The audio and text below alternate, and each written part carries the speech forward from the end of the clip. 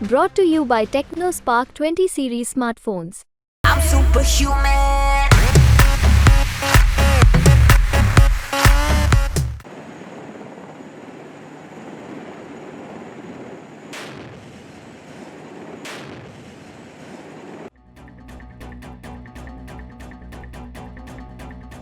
France में आतंकी हमलों से निपटने के लिए फ्रांस की एलीट फोर्स कुछ इस तरह से अभ्यास कर रही है। फ्रांस में आतंकी हमलों को कैसे नाकाम किया जाए, इसके लिए फ्रांस की एलीट फोर्स रात दिन अभ्यास कर रही है, क्योंकि इस वक्त फ्रांस ने अपने यहां सभी होने वाले प्रदर्शनों पर रोक लगा दी है। फ्रांस में हुए लगातार हमलों को देखते हुए फ्रांस नहीं चाहता कि ओलंपिक गेम्स के दौरान उसके यहाँ किसी भी तरह का हमला हो, पर फिर भी एहतियात के तौर पर फ्रांस की एलीट फोर्सेस हर तरह की स्थिति का अभ्यास कर रही हैं। क्या हो अगर बंधकों को आतंकी एक बिल्डिंग में बंदी बना लेते हैं? क्या हो अगर बिल्डिंग में वो घुस न पाए? क्या हो अगर आतंकी बड़ी संख्या में लोगों को बंदी बना ले? तो देखिए कैसे फ्रांस की एलीट फोर्स तुरंत एक्शन में आती है और बिल्डिंग की कांच तोड़कर बिल्डिंग के भीतर घुसती है और लोगों को आजाद कराती है। अगर जरूरत पड़ती है तो फिर फ्रांस की एलीट फोर्स हेलीकॉप्टर के इस्तेमाल से भी पीछे नहीं हटेगी।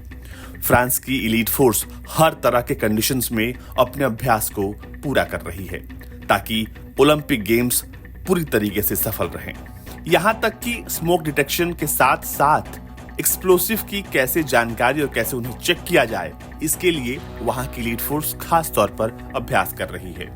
मतलब हर पैमाने पर एलीट फोर्सेस अपना काम कर रही हैं ताकि किसी भी तरह की चूक न हो। फ्रांस को डर है कि ओलंपिक गेम्स की आड़ में कोई बड़ा आतंकी हमला हो सकता है, खास तौर पर ठीक वैसे ही जैसे 1972 के म्यूनिक ओलंपिक गेम्स में हुआ था।